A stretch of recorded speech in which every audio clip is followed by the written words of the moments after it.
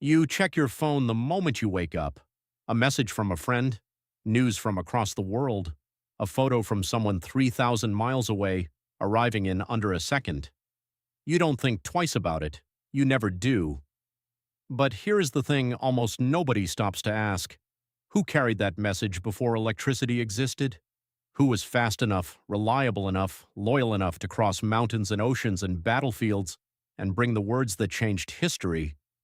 It was a pigeon, not a metaphor, not a symbol, an actual bird weighing about 300 grams with a heart the size of a walnut and a navigational system that still baffles neuroscientists today. For nearly 5,000 years, the pigeon was the internet. It was the newswire, it was the stock ticker, it was the battlefield dispatch and the royal courier and the emergency alert. And when we finally stopped using it, we didn't replace it with something smarter. We just built something faster. The first confirmed use of pigeons as message carriers dates to ancient Egypt, around 3000 BCE. Pharaohs used them to announce the flooding of the Nile, the single most important event in the agricultural calendar of an entire civilization.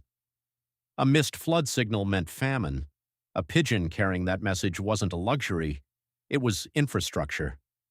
Now some of you are thinking any bird can fly fast. What made pigeons special? The answer is one word: homing. A homing pigeon, taken hundreds of kilometers away from its home loft, will orient itself, choose a direction, and fly back. Reliably, repeatedly. At speeds averaging 70 to 90 kilometers per hour, sometimes sustaining over 150 kilometers per hour in a tailwind. Researchers at Oxford University, in a 2004 study led by Dr. Tim Guilford, mapped pigeon flight paths using GPS and discovered they don't navigate randomly. They follow roads and railways, they use landmarks, they have preferred routes. They are, in a very real sense, professional couriers who have memorized their territory. What they use for long-range orientation is still debated: magnetic field sensitivity, infrasound, olfactory maps, possibly all three at once.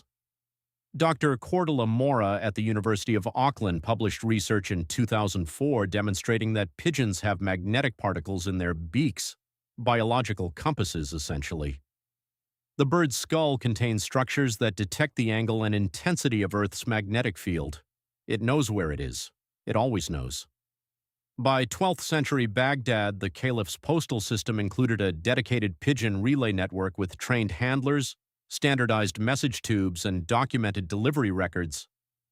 Messages were written on silk to reduce weight. The network covered the entire caliphate. Historians estimate the system could deliver a message across 2,000 kilometers in less than a week, faster than any human rider on any horse. Here's the part that stops most people. In 1815, Nathan Rothschild received news of Napoleon's defeat at Waterloo via carrier pigeon before the British government knew the battle had ended. He used that information to make a fortune in the bond market. The story is almost certainly more complicated than the legend, but the kernel is true. The pigeon delivered financial intelligence faster than any human courier. The Rothschild family maintained their own pigeon lofts across Europe for decades. Information arrived by wing before it arrived by road.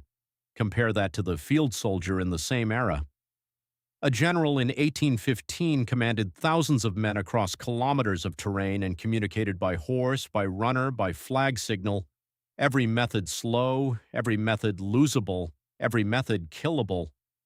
A pigeon flew over the noise of battle, over the mud, over the roadblocks. It landed on its loft and it was done. The message survived. This is why militaries kept using pigeons well into the 20th century. Not because they lacked alternatives, but because the alternatives failed under pressure. Radio could be jammed, telephone lines could be cut, a runner could be shot. A pigeon flew at altitude, small target, fast, determined, trained only to go home. The most famous military pigeon in history is Cher Ami, a black-checked cock pigeon who flew for the United States Army Signal Corps during World War I.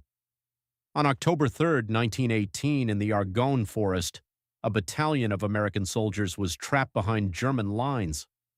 Friendly fire was killing them. They sent two pigeons with messages begging the bombardment to stop. Both birds were shot down. Cher Ami went up last. He was hit. He lost one leg. A bullet pierced his breast. He flew 37 kilometers in 25 minutes and delivered the message. The bombardment stopped.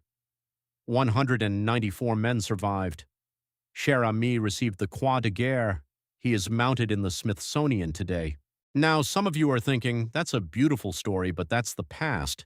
We have satellites, we have fiber optics. We don't need pigeons anymore. You're right. And you're completely wrong about what that means. Because the pigeon didn't stop being useful when we built better networks. It became the benchmark. When engineers at Reuters designed the first telegraph network for financial information in the 1850s, they explicitly measured their system against pigeon speed. When the French military developed early wireless radio in World War II, they tested it against pigeon reliability. The pigeon was the standard. Everything had to be at least as good. And here's the question nobody asks out loud. What does it say about us that for nearly 5,000 years we outsourced one of our most important cognitive functions, getting the right information to the right place at the right time, to a 300-gram bird? What does it say about the pigeon that it did this job reliably, across wars and storms and centuries, and asked nothing in return except a place to sleep and a handful of grain? In 2009, a South African company called Unlimited IT ran a formal experiment. They raced a carrier pigeon against an ADSL internet connection to transfer 4 gigabytes of data 60 kilometers. The pigeon arrived with the data on a USB drive strapped to its leg before the upload had completed. The pigeon won. We still don't fully understand how they navigate. We still can't build a machine that replicates the combination of speed, reliability, resilience, and biological autonomy a trained homing pigeon offers in degraded conditions. DARPA, the American Defense Research Agency, has studied pigeon flight mechanics not because they want to use pigeons, but because they want to understand them well enough to build drones that can match them. The pigeon carried the future because the pigeon understood something we keep forgetting. It doesn't matter how advanced your network is. What matters is whether the message arrives. You check your phone the moment you wake up. A message from a friend arrives in under a second. Somewhere in the long chain of decisions and inventions that made that possible, someone looked at a small gray bird crossing a mountain at 90 kilometers per hour, a tiny roll of silk tucked against its chest, and thought, we need to be that good. We're still trying.